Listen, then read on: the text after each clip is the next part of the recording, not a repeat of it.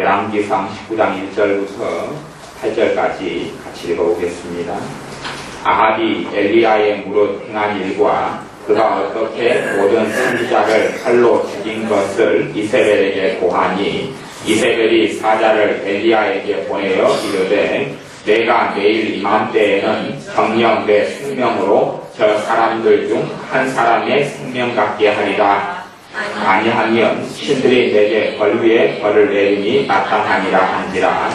저가 이 형편을 보고 일어나 그 생명을 위하여 도망하여 유다에 속한 부엘세바에 이르러 자기의 서원을 그곳에 머물게 하고 스스로 광야로 들어가 하룻길쯤 행하고 한 모뎀나무 아래 앉아서 죽기를 구하여 가로되 여호와여 넉넉하오니 지금 내 생명을 취하옵소서.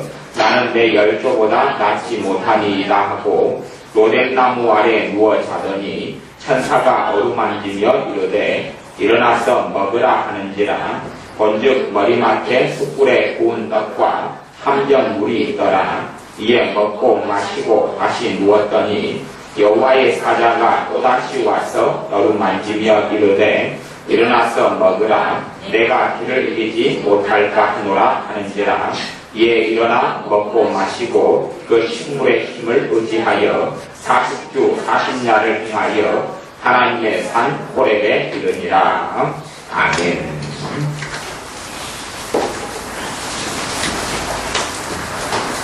지난 주간부터 열심히 전해온 말씀의 주제가 억압-압제, 또 억압-압제를 당한 삶을 통해서 우리의 생활과 인생 속에 무슨 일이 벌어졌는가 하는 것을 오늘까지 한다면 아마 가르친 것과 포함해서는 한 6, 7번 정도는 열심히 가르쳐온 것 같습니다. 우리 교회에서 말씀은 금요일날 하고 정도고 오늘이 이제 주일날 오후 이렇게 2번이 되지만 이모적으로 많이 가르쳐왔습니다. 왜 이 억압과 압제를 가르치냐 하면 신자들의 삶에 있어서 많은 문제가 내부에서 발생하지 않고 외부에서 발생합니다. 내 안에 증오가 느껴지고 증오 때문에 어찌할 줄 모르는데 뚜껑을 벗겨놓고 보면 증오가 내 안에 있었던 게 아니고 밖에서 악한 영들이 공격해서 주는 것을 나는 내 안에 있는 증오라고 생각하고 알아왔던 것이 많습니다. 하나님의 자녀는 하나님은 사랑이시라. 하나님께서 그 하나님의 자녀의 속에 임하여 계십니다. 그렇기 때문에 내가 전혀 느껴지지 않고 깨달아지지 않아도 하나님의 자녀인 내 안에는 하나님의 사랑이 있습니다. 그런데 하나님의 사랑이 느껴지지 않아요.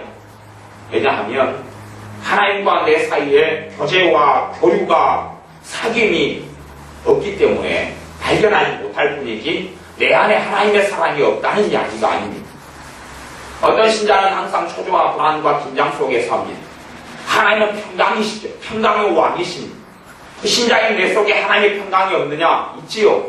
하지만 느껴지지 않고 체험되지 않고 불안과 초조 속에 산다는 것은 내가 하나님을 선택하기보다 불안과 초조와 긴장을 선택했기 때문에 그렇습니다. 신자들이 끊임없이 싸워가는 일들이 많습니다. 양심적이고 하나님 말씀대로 순종하려는 사람들은 더 많이 싸우게 됩니다. 내 안에 있는 불안, 내 안에 있는 낙담, 내 안에 있는 근심, 내 안에 있는 사람들에 대한 미움, 신앙이 없고 믿음이 없는 것, 또 의심하는 것 등등의 많은 것과 하나님 뜻대로 살려는 자녀들은 싸우게 됩니다. 하지만 싸움의 결과가 썩 희통하거나 좋은 경우는 드뭅니다. 사실은 싸움의 경우가 싸울 때에 승리하지 못하고 열매를 거두지 못하는 많은 이유 중에 가장 중요한 이유가 내가 내 자신과 싸우기 때문에 그런 일들이 많습니다.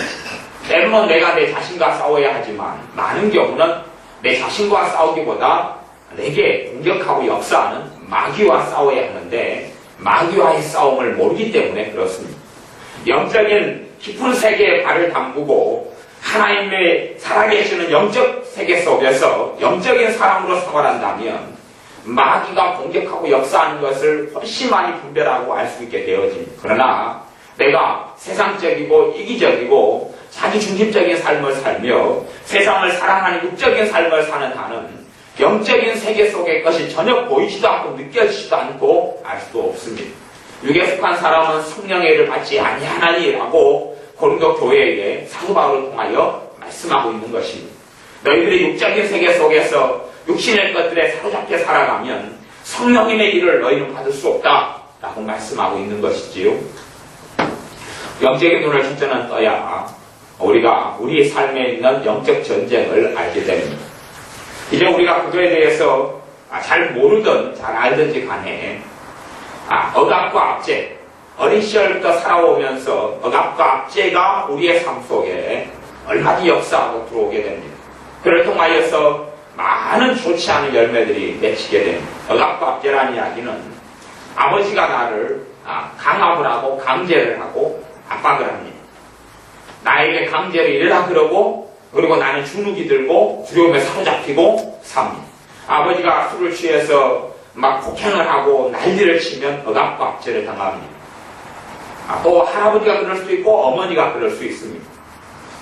아니면 어머니 아버지는 굉장히 온유하고 좋은 분이었어요. 그런데 집안의 역사를 볼 때에 어머니 아버지가 누군가로부터 핍박당하고 억압을 당한 삶을 살았어요. 그러면 그 집안의 가계에 역사하는 악한 영 가운데 억압의 영, 압박의 영, 이런 악한 영이 침입에 들어와가지고 내 삶 속에 어린 시절부터 그 영이 나를 공격하게 됩니다. 이것을 가계 저주다 이렇게 표현하고 말하기도 합니다. 부모와 조상의 죄로 인하여서 내게 역사하는 악한 영들의 역사 이렇게 표현합니다. 그러면 아버지가 나한테 강제적으로 강압적으로 별로 안 했어요. 별로 안 해도 나는 그렇게 굉장히 많이 느껴집니다. 아버지가 나를 핍박을 하나만큼 했어요.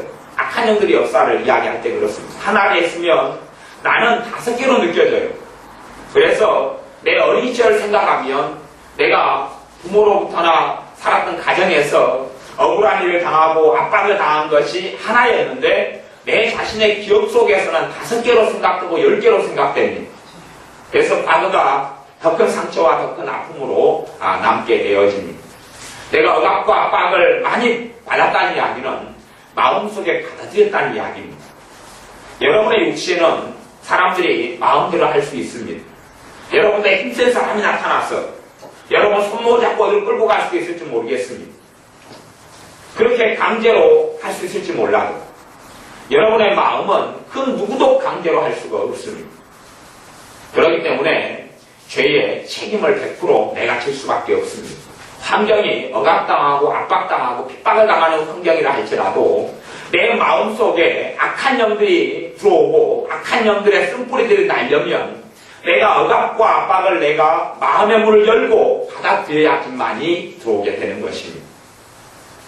억압과 압박을 받을 때 그것을 우리는 어린 시절에는 저항력이 없기 때문에 분별력이 없기 때문에 받아들이게 됩니다. 받아들이게 되고 그것을 통하여서 억압의 영, 압제의 영, 압박의 영이 여러분의 삶 속에 함께 생활해서 공격하게 됩니다. 그렇게 될 때에는 많은 좋지 않은 열매들이 생겨나게 됩니다. 현재 생겨나는 열매는 이 대인관계에 있어서 굉장히 많은 문제들이 야기됩니다. 대인관계 문제라는 이야기는 첫째는 직장의 상사와의 문제가 발생합니다. 또 나보다 권위자와의 문제가 발생합니다. 권위다라는 이야기는 유교 사회가 한국 사회이기 때문에 나보다 나이 많은 사람들과 함께 만나면 부담스럽고 거부감고 힘들다 그런 이야기예요. 그리고 시어머니나 시아버지 또 부모님이든지 아니 학교 선생님이든지 선배든지 이런 사람과의 만남과 대화가 굉장히 어렵다는 이야기입니다. 이것이 신앙생활도 작용하면 목회자의 관계가 굉장히 어렵습니다. 부담스럽고 얼그럽고 가까이 있으면 좀 긴장이 되고 스트레스를 많이 받고 그런 삶을 살게 됩니다.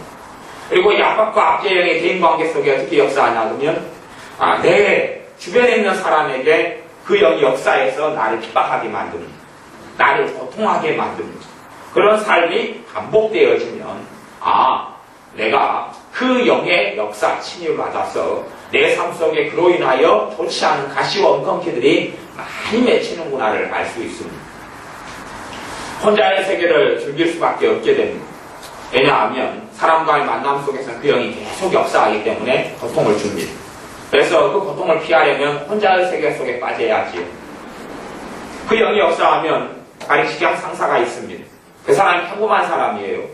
근데 내게 압박과 압제를 내가 받은 역사가 많으면 내게 그 악한 영이 따라다닙니다. 그러니까 평범한 직장 상사에게 역사해서 그 사람이 나를 공격하게 만듭니다. 물론 도구로 쓰임받은 그 사람의 문제도 있지만 사실은 내가 그 악한 영을 끌고 다니기 때문에 일어나는 일입니다. 근데 그 사람이 딴 사람에게는 또 아무렇지도 않게 해요. 나를 공격합니다. 공격할 때에 핑계를 대지요. 합리화하고 핑계를 댑니다. 핑계를 찾아서 공격하는 것이지요. 그러한 것이 우리의 인생사 속에 반복적으로 일어나는 것이 우리의 인생이라면 내가 끊임없이 악한 영들의 공격을 참 많이 받은 인생이었구나를 알아야 됩니다. 내가 왜 이 인생이 꼬일까? 내가 왜 저런 직장 생활을 했을까? 내가 왜 저런 곳에 갔을까의 문제가 아니라 내가 어떤 직장에 갔어도 그런 일이 벌어지게 되는 것이 악한 영의 공격. 그 악한 영이 우리의 삶 속에 침입하고 들어온 것입니다. 권위자인 시부모님과 있다. 그러면 며느리로서 참 어렵고 껄끄럽게 됩니다. 함께 있으면 긴장하고 스트레스 받고 힘들고 몸에는 굉장히 많은 긴장이 쌓여서 밥을 누군가와 함께 먹을 때도 연치고 체하게 되고 그리고 부담스럽게 되어지고 소화불량에 걸립니다. 몸은 긴장하고 스트레스가 되니까 이 압박과 압제의 영은 누구하고 만나도 어떤 사람과 만났는데 그 사람이 나를 공격하지는 않습니다. 아무렇지도 않아요. 하지만 나는 그 사람에게서 굉장히 힘든 걸 느끼게 됩니다. 사실은 그 사람에게서 느끼는 게 아니고 그 만남 가운데 악한 영의 역사에서 내가 체험되는 것이 그래요. 나는 오해하게 됩니다. 그 사람이 나를 힘들게 하는구나. 저 사람하고 나하고는 안 맞는구나. 저 사람하고 나하고는 궁합이 안 맞는구나. 아니면 저 사람이 내가 저 사람이 꽤 부담스럽다. 그럼 저 사람이 나를 싫어하는구나. 등등의 것으로 받아들여지고 대인관계에서 점점 거리가 멀어지는 일들이 벌어집니다. 그러한 일들 때문에 우리의 대인관계에 있어서 하나님께서 내게 축복으로 인도한 사람들 저주가 되는 경우가 많습니다. 왜냐하면 내가 악한 영의 인도를 따라 살기 때문에 그렇습니다. 압박의 영의 인도를 따라 살아가. 억압의 영의 인도를 따라 살아갑니다. 마귀 역사가 나를 억압하고 공격하면 나는 그 억압하고 공격하는 감정을 따라서 그 마음을 따라서 행동하고 일하고 살아가는 거죠. 성령님의 인도와 역사가 아니기 때문에 그렇습니다. 이러한 것이 대부분의 신자들의 삶 속에서 일어나는 문제입니다. 몸은 지치고 피곤하게 됩니다. 사람과 함께 만나고 오면 지옥에 갔다 온 것처럼 일이 벌어지기도 하고 그리고 온몸이 무너지는 것처럼 아픕니다. 에너지가 빠지고 찐이 빠지죠. 그렇게 해서 힘든 삶을 살게 됩니다. 내가 심지어는 가정에 살면서 집안에 청소하는 주부라 해도 집안에 청소만 잠깐 하려고 해도 압박과 억압의 힘이 역사하면 그것 때문에도 고통받고 힘든 일들이 벌어질 수도 있습니다. 아무것도 아닌 일인데 그렇다는 이야기입니다. 우리 삶에 억압과 압제의 영이 역사하게 되면 참 많은 문제들이 벌어집니다. 문제들이 벌어져서 좋지 않은 관계를 끊어버리지 못하게 됩니다. 어떤 사람이 나를 이용합니다. 어떤 사람이 오라 그러면 내가 끌려갑니다. 내게 좋지 않은 관계고 그 사람이 나를 이용하고 나를 잘못된 길로 이끌어가려 하면 나는 내 인생에 대한 책임을 져야 하기 때문에 아니야, 너 당신과의 관계를 끊겠다 해야 되는데 그렇게 되지를 못해버립니다. 누군가 자신을 구속하고 마음대로 조종하는 사람에게서 벗어나지 못하게 되는 일들도 종종 벌어집니다. 이렇게 억압과 압제를 받아온 삶에 있어서는 어린 시절부터 시작해서 나이가 들어서 하나님께 갈 때까지 계속 반복되어져 갑니다. 억압과 압제를 받은 사람의 특징 중에 하나는 두려움입니다. 두려움에 사무칩니다. 항상 두렵고 긴장이 있습니다. 억압을 받았기 때문에 사람에 대한 두려움이 있어요. 두려움이 그 안에가 있어서 많은 열매가 맺힙니다. 두려움이 이제 놀림의 증상으로도 연결되고 나타납니다. 옆에서 큰 소리만 나도 깜짝 놀랍니다. 문이 꽝 하고 닫히면 깜짝 놀랍니다. 옆에 누가 예기치 못하게 쓱 지나가도 깜짝 놀랍니다. 그리고 잠도 선잠이 들게 됩니다.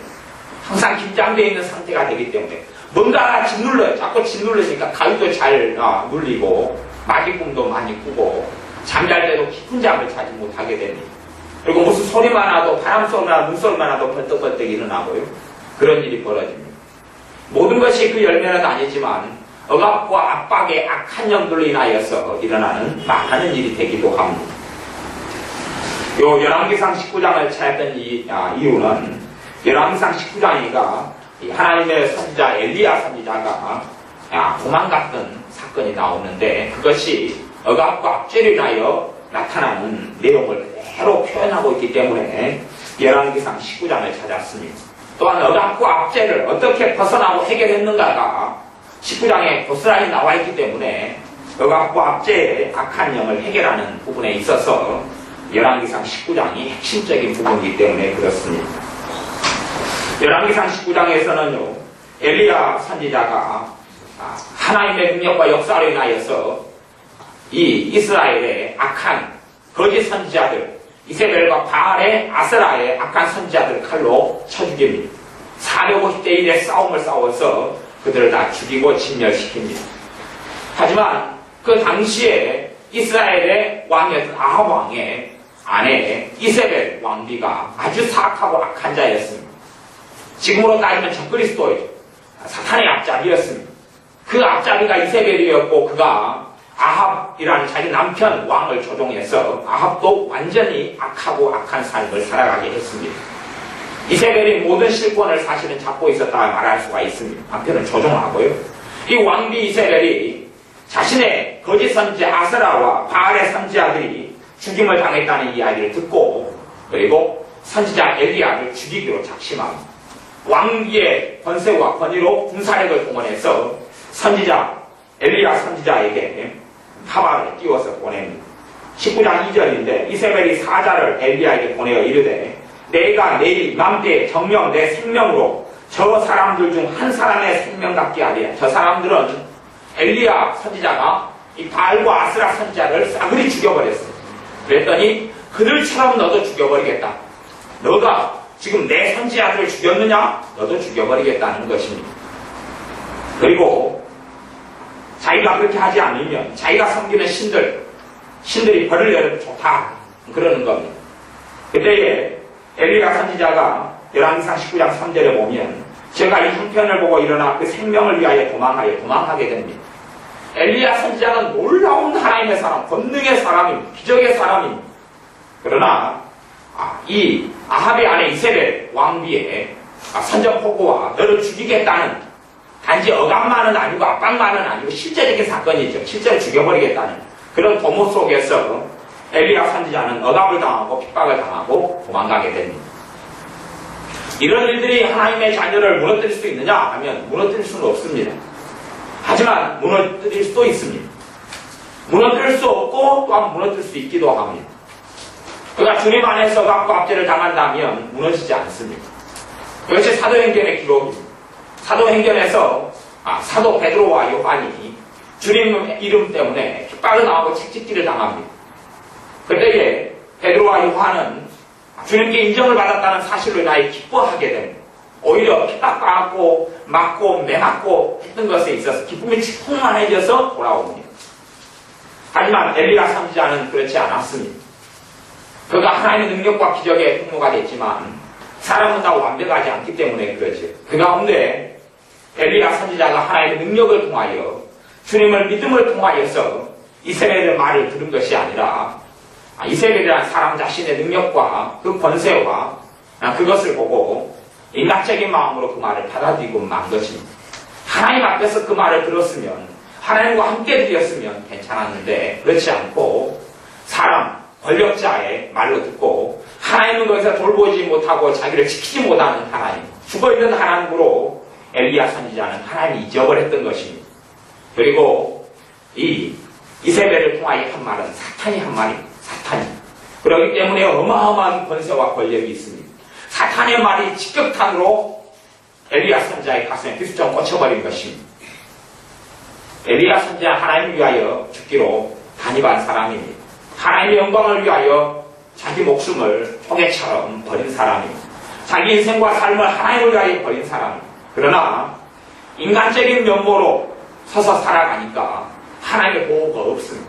하나님의 보살핌이 없고, 그리고 엘리야 선지자는 극히 인간적으로 변하고 맙니다.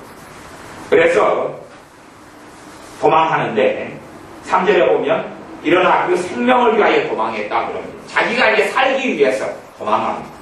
살기 위해서 도망하는데 로뎀나무 밑에 가서는 죽여달라고 그럽니다.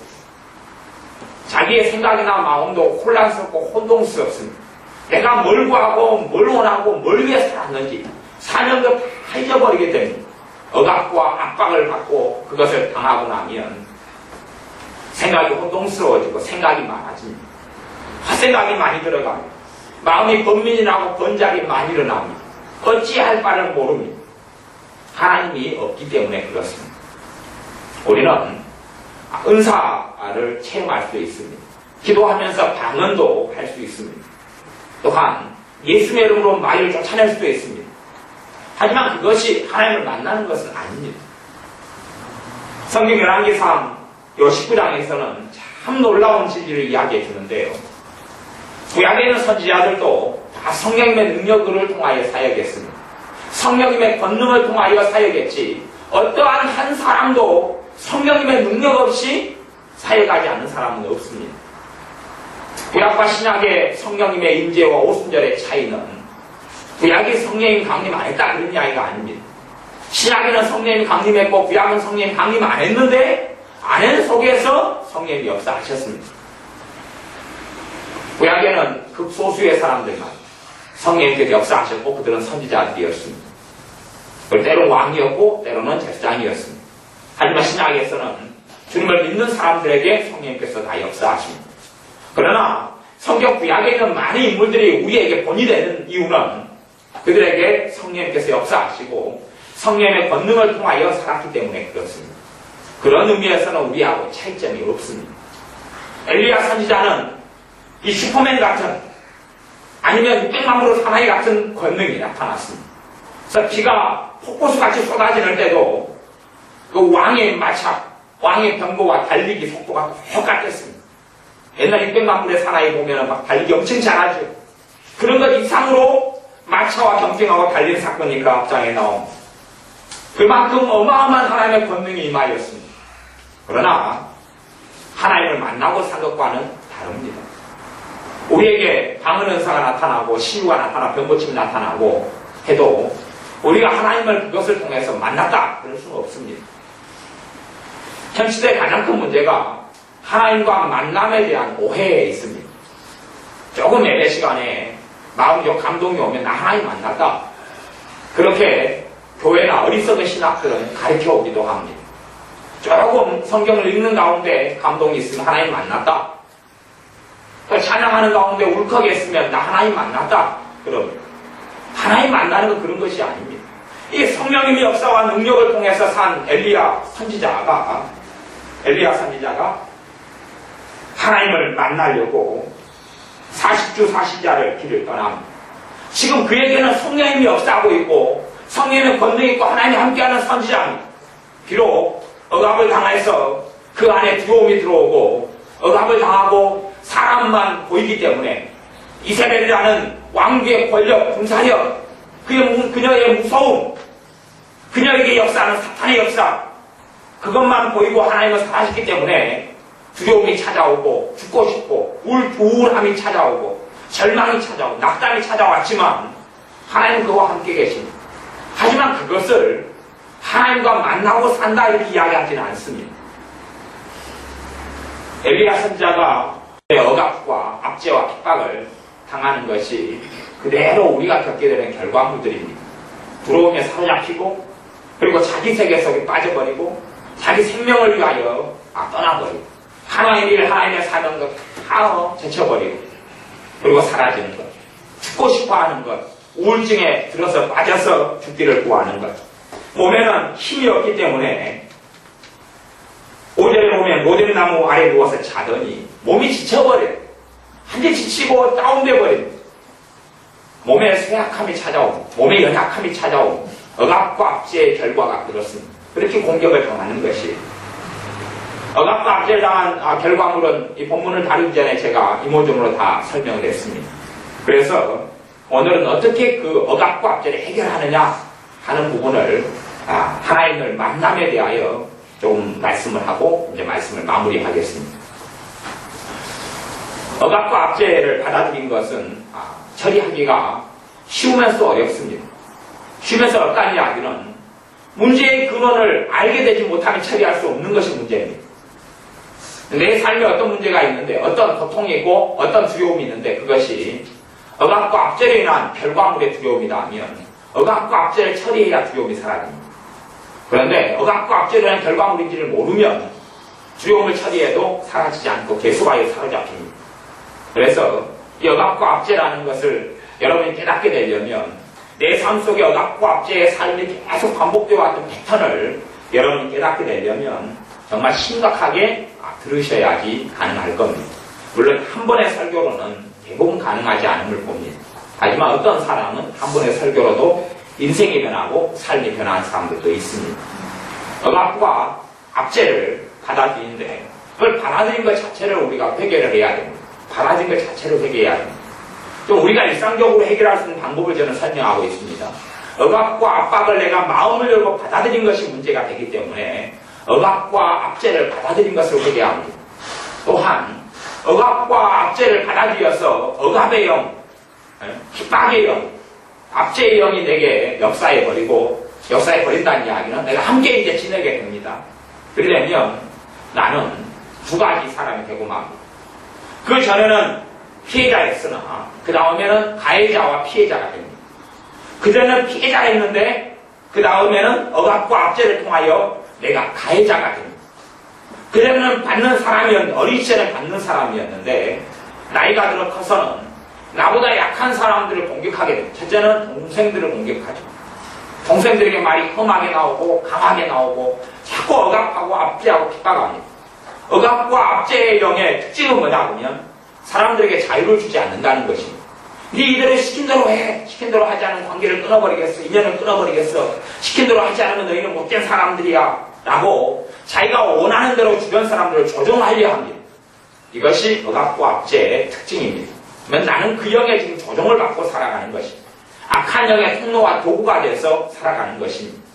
너희는 죄에게 병기로 자기를 주지 말고 의의 병기로 자신을 하나님께 드리라 그랬는데 죄의 병기로 바치고 살아가는 것이기 때문에 이 억압과 압제, 악한 영 역사는 갈수록 강해지는 것입니다. 이 가해자가 된 것을 해결을 해야 됩니다. 내 집안에서도 내 자녀가 태어나면 자녀는 나보다 약한 존재이기 때문에 내가 가해자가 됩니다. 자녀는 받은 피해자였으나 지금은 가해자가 됩니다.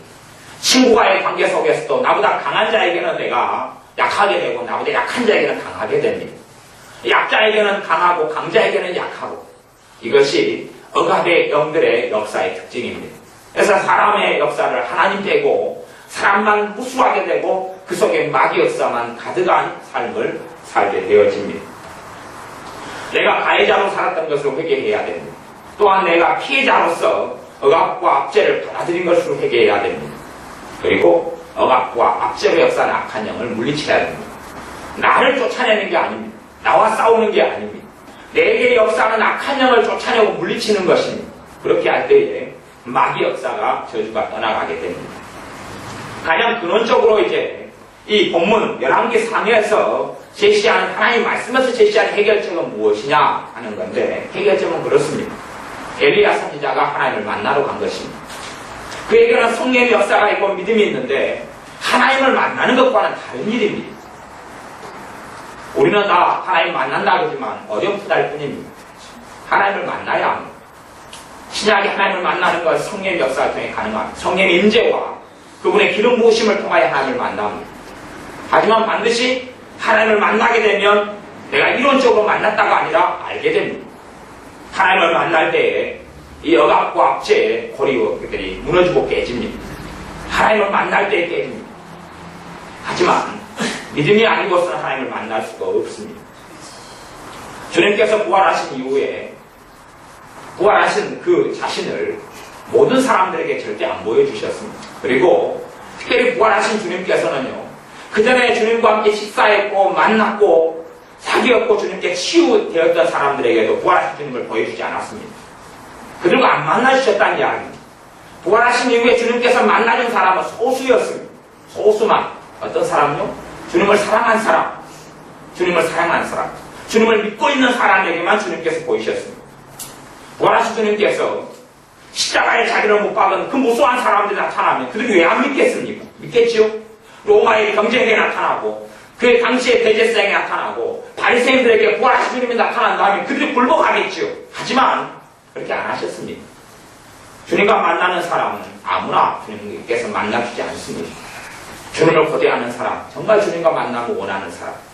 그래서 엘리야 선지자는 이 천사가 음식을 주고 그 음식을 먹은 다음에 열왕기상 19장 7절 8절에 보면 여호와의 사자가 또다시 와서 어루만지며 이르되 일어나서 먹으라. 너가 길을 이기지 못할까 하노라 하는데 무슨 길이죠? 하나님을 만나러 가는 길입니다. 이에 일어나 먹고 마시고 그 식물의 힘을 의지하여 40주 40년 40일 밤낮을 행하여 하나님의 산 호렙에 이르니라. 하나님의 산 호렙, 거기가 신의 산입니다. 하나님을 만나러 호렙산에 갑니다. 아마 하나님께서 나를 만나러 그리로 오라고 하는 말씀을 들었는지 모르겠습니다. 성경에 나오지 않지만 하나님의 사자, 여호와의 사자인 천사가 그렇게 전달했는지 모르겠습니다. 나를 만나러 호렙산에 와라. 나를 만나러 신의 산에 와라. 성령의 역사가 있는 엘리야 선지자가 나는 성령의 역사가 있으니까 하나님 만나고 삽니다 라고 이야기한 것이 아니었습니다. 순종하여 하나님을 만나러 하나님의 산 호렙산에 갑니다. 하나님의 산 신의 산에 가는 같은 산입니다. 9절에 엘리야가 그곳 굴에 들어가 거기서 유했습니다. 유했다는 이야기는 꽤 여러 날이 있었다는 이야기입니다. 하나님을 만나기 위해 여러 날이 있었다 그런 이야기입니다.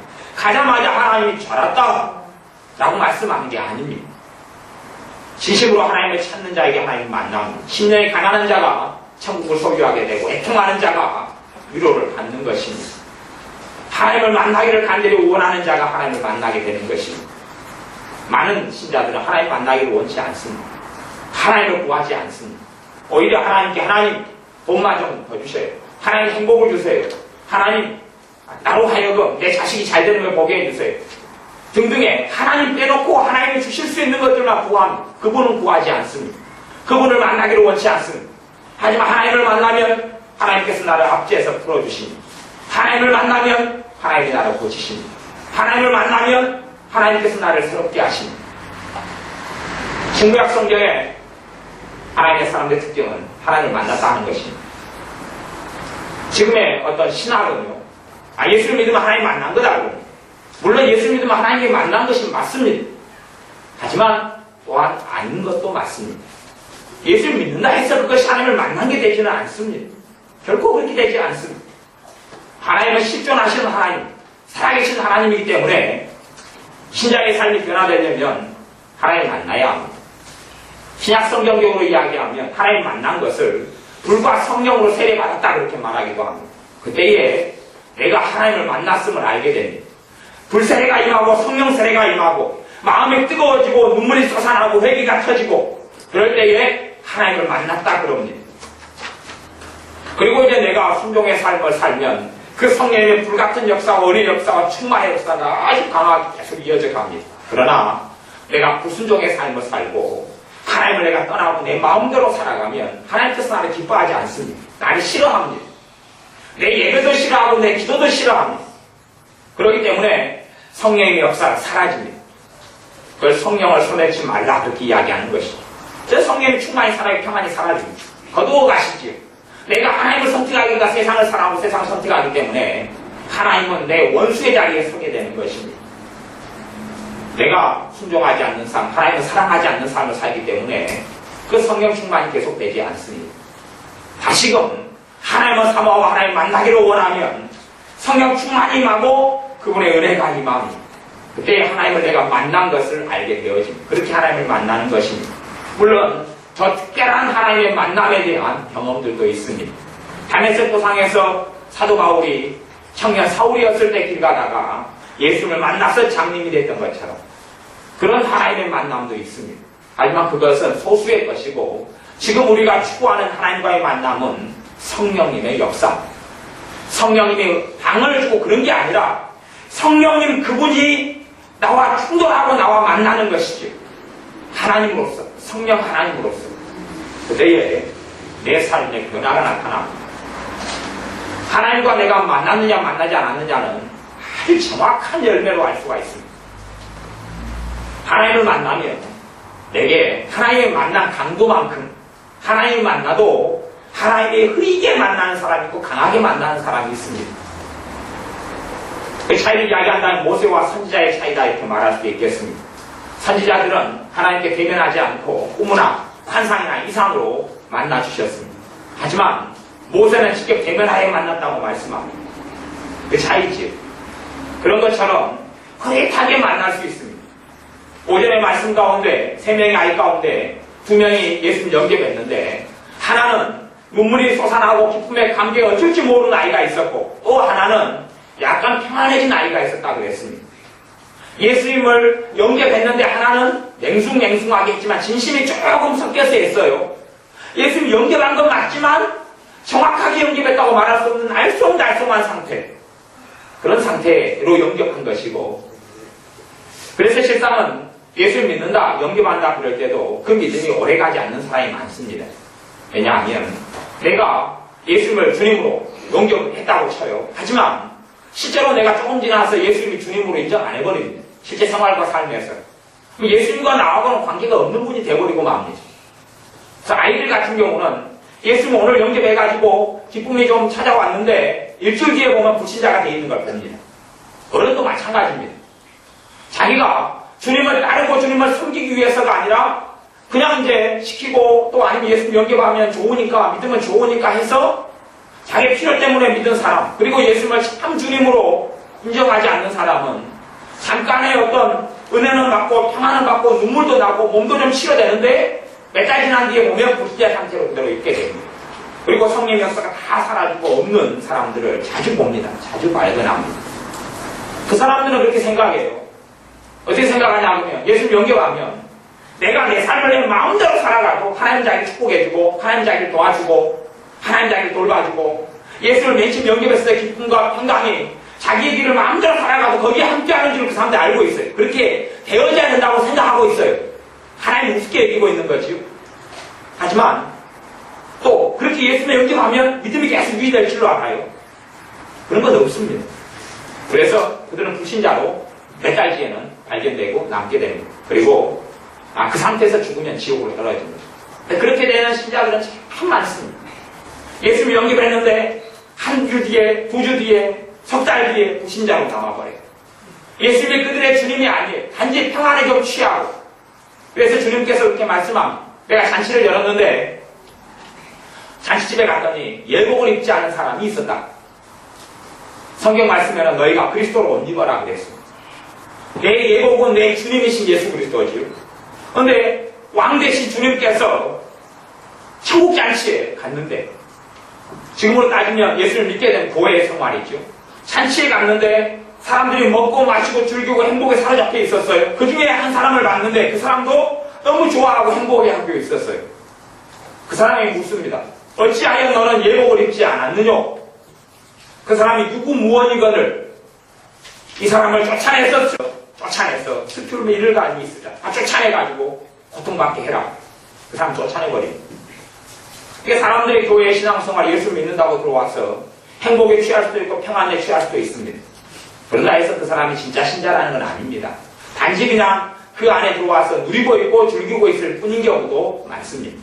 진짜 예수님이 주님인 사람, 물론 생활은 완벽하지 않고 나쁨이 많습니다. 그러나 진짜 예수님이 나의 주인, 나의 왕인 사람, 내 인생 살아가는 이유가 예수 그리스도, 내가 가정생활하는 이유가 예수 그리스도, 내가 먹고 사는 이유가 주님 때문이고 내 인생에 대한 모든 권리가 주님께 있다고 믿는 사람, 그 사람이 예수님을 믿고 있는 사람이고 그 사람이 하나님의 자녀이고 그 사람이 천국에 들어갈 사람입니다. 아멘. 물론 우리의 삶을 변화시키는 하나님입니다. 아멘. 그렇기 때문에 하나님과 진정으로 만남이 일어나는 사람은 삶이 만남만큼 변하게 됩니다. 어떤 사람이 약하게 만나고 강하게 만날지 모르지만 반드시 하나님과의 만남의 결과물은 변합니다. 하나님과 만남의 결과물은 변화합니다. 하나님과 만나면 빛인 하나님 때문에 내가 빛이 되어져 갑니다. 달은 스스로 빛을 낼 수가 없습니다. 달은 빛이 없습니다. 그러나 우리가 밤하늘에 달이 떠 있는 걸 보면 빛이 납니다. 밤을 비춥니다. 왜 그러냐 하면 그 달이 태양빛을 받아서 태양빛을 지금 반사하고 있기 때문에 그렇습니다. 거꾸로 달에 가서 지구를 보면 지구가 달처럼 빛이 납니다. 왜냐하면 우리 지구도 태양빛을 받아서 반사하고 있기 때문에 그렇습니다. 우리가 멀리 보는 별들은 태양빛을 받는 게 아니고 태양과 같은 존재들이니까 빛을 스스로 내고 있는 것입니다. 우리는 달 같은 존재입니다. 하나님을 만나서 하나님의 빛이 비추면 빛이 나는 것이죠. 그런 빛, 그러한 소금으로 사는 사람들입니다. 내가 하나님을 만난 것만큼 변화가 되어집니다. 실상은 내 삶의 가장 극적인 변화는 하나님을 만남을 통해서 옵니다. 내가 나를 변화시키려고, 내가 나를 바꿔보려고 애써서 만족스러운 결과가 절대 나타나지 않습니다. 하나님의 만남의 결과로 나타납니다. 그리고 실제로 내가 좀 노력하고 애썼는데 내 삶에 변화된 부분이 있으면 그것은 하나님을 만남의 결과로 성령 충만이 있어서 내가 성령님의 이끄시는 인도를 따라가서 성령님께서 내가 순종하니까 나를 변화시키는 열매를 내가 본 것이지 성령님 없이 하나님 없이 내가 나를 변화시키는 결코 아닙니다. 엘리야 선지자가 호렙산에 갑니다.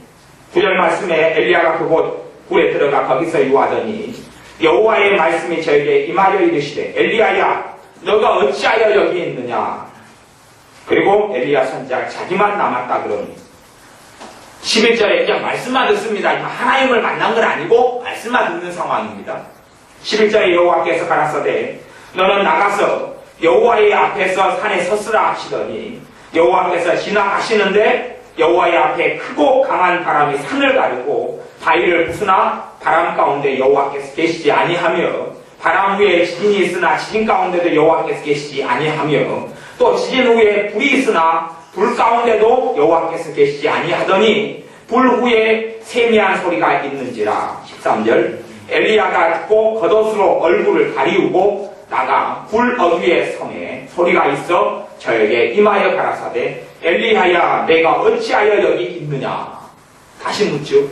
그 앞에는 하나님의 음성으로 왔다가요 지금은 이제 하나님이 진짜 나타납니다. 그리고 다시 물어요. 너가 어찌하여 여기 있느냐라고 묻습니다. 그리고 엘리야 선지자는 새로운 삶을 시작합니다. 이 호렙산의 사건을 통하여 그 전을 엘리야 선지자의 전반기 사역이라 그러고 그 후를 후반기 사역이라 이렇게 분류할 수가 있습니다. 그리고 그 다음에는 두려움에 사로잡히지도 않고 놀림에 사로잡히지도 않고 선지자들이 이렇게 세우고 제자를 부르고 왕을 기름 부어서 이 나라 저 나라 왕을 세웁니다. 그리고 권능 있는 삶을 살고 그는 이 땅 위에서 육체의 죽음을 보지 않고 하나님의 산채로 천국으로 데려가 버립니다. 성경에서 살아있는 채로 천국에 간 사람이 몇 명이 있는데 그 중에 한 명이 에녹이고 여기에 나오는 엘리야 선지자입니다. 엘리야 선지자에 대해서 산채로 천국에 간 사람, 그런 사람은 성경에 거의 없는 사람인데 정말 특별한 사람인데 그 하나님의 사람들 성경에 증거하기를 그 사람은 우리와 똑같다. 우리와 같이 연약하고 우리와 같이 부족하고 우리와 같이 두려움에 사로잡히는 사람이다. 그런데 하나님을 만남을 통하여 또한 하나님을 사랑함을 통하여 정말로 아름다운 삶의 열매를 맺었다라고 증거하고 있는 것입니다. 로드니 하우드 브라운이라는 이 하나님의 사람이 있는데 그 사람의 책을 최근에 보았습니다. 그 사람이 5살에 예수님 영접했습니다. 그리고 은혜 체험을 했고 방언도 하고 은사도 받았습니다. 그 집이 부모님이 굉장히 기도를 깊이 있게 많이 하신 분이기 때문에 집안에 성령의 역사가 가득했다고 그럽니다. 그렇게 살아갔어요. 하지만 로드니 하우드 브라운이라는 이 사람은 자기가 5살에 예수 영접하고 신앙생활하고 믿음생활하고 성령의 역사가 있어도 하나님을 만나는 것과는 좀 다르다는 것을 알고 있었습니다. 그래서 로드니 하우드 브라운이라는 사람이 17살에 기도를 시작했습니다. 하나님, 나를 만나주십시오. 하나님, 나를 만나주십시오. 하나님이 찾아오셔서 나를 만나주지 않으면 내가 죽어서 하나님을 만나겠습니다. 내가 여기서 하나님 못 만나고 죽어서 천국 가든지 하나님 만나주시니 사생결단을 내겠습니다. 그리고 부르짖어 기도했고 3일 만인가 하나님을 만났습니다. 그리고 그에게 불이 임했습니다. 성령의 불이 임하고 너무 뜨거워서 3일 동안을 뒹굴었습니다. 너무 뜨겁고 고통스러웠어요. 왜냐하면 그만큼 하나님과 거리감이 많을수록 하나님 만나면 그런 진통과 고통이 따라오기도 합니다. 그리고 그가 성령의 권능을 힘입어 됐습니다. 지금 나이는 그렇게 별로 많지 않습니다. 우리나라 나이로 따지면 50살 정도가 오래되는 것 같습니다. 그런데 이미 20살 때부터 놀라운 능력의 사람, 권능의 사람으로 쓰임받아서 전 세계적인 사역을 해왔더랬습니다. 왜냐하면 하나님과 만났기 때문에 그래요. 역사적으로 하나님과 만난 인물들이 참 많이 있습니다. 우리가 하나님을 만난다는 것은 우리가 알고 있는 이론이나 신학이나 지식과는 전혀 다르다는 것을 아셔야 됩니다. 성경의 하나님, 살아계신 하나님, 전능하신 하나님, 창조주 하나님, 여호와 하나님, 그 하나님을 만나기로 고대하고 사모해야 합니다. 단지 그냥 만나도 되고 말아도 된다 하는 사람에게는 만나신 역사가 없습니다. 그리고 삶이 변화가 없습니다. 그분의 능력을 힘입지 않습니다. 사실 우리가 성령 충만케 주옵소서라고 전하 여러분이나 종종 기도하고 많이 기도하지요. 하지만 성령 충만이 임합니까? 안 임하지요. 대부분. 왜냐하면 우리에게는 그에 대한 절박함이 없기 때문에 그렇습니다. 성령 충만에 대한 절박함이 없습니다. 있으면 좋고 없어도 아쉬울 거 크게 없다. 성령 충만이 아니고서는 하나님의 삶을 살아나갈 수 없다는 것을 100% 깨닫고 아는 사람들에게는 성령 충만이 주어집니다. 하지만 있어도 되고 있으면 좋고 있으면 행복하고 라고 생각하는 사람은 아마 죽을 때까지 성령 충만 못 받고 죽을 수도 있을 것입니다. 우리는 성령 충만, 성령에게 강하게 임하시고 역사하시는 하나님과 만남을 기도하고 구해야 합니다. 그리고 하나님과 만날 때에 내가 변화되고 내 삶 속에 얽매였던 억압과 저주와 사슬들이 무너지고 깨져나가고 하나님의 깊은 은혜 속에 하나님과 동행하는 삶의 기초를 놓게 됩니다. 기도하겠습니다. 아버지 하나님, 하나님의 많은 사람들이 하나님을 만나서 변화가 되었듯이 우리도 하나님을 만나게 하옵소서. 단순히 예수님을 영접하는 것으로 다 되었다라고 착각하지 않고 삶 속에 하나님을 만나 하나님께서 우리의 심령과 삶과 인생 속에 살아계신 하나님으로서 일하시는 것을 보게 하여 주옵소서. 내가 나를 변화시키려고 발버둥 차서 조금의 변화된 것에 만족하는 어리석은 인생이 아니라 하나님이 나를 뒤집어 부시며 내 삶을 변화시키는 그 전능하신 하나님을 만나게 하여 주옵소서. 하나님으로 살게 하옵소서. 하나님으로 살게 하옵소서. 기도할 때에 성령님께서 임하시고 강림하시고 충만케 하시고 우리의 속과 마음과 인생과 삶을 새롭게 하옵소서. 저주가 끊어지게 하시고 질병이 치유되게 하시고 마음이 새로워지게 하시고 습관과 가치관과 잘못된 것들이 마귀의 견고한 진들이 깨지고 무너지게 하옵소서. 사악한 병마다 예수님의 이름으로 떠나가게 하옵소서. 예수님의 이름으로 기도하옵나이다. 아멘.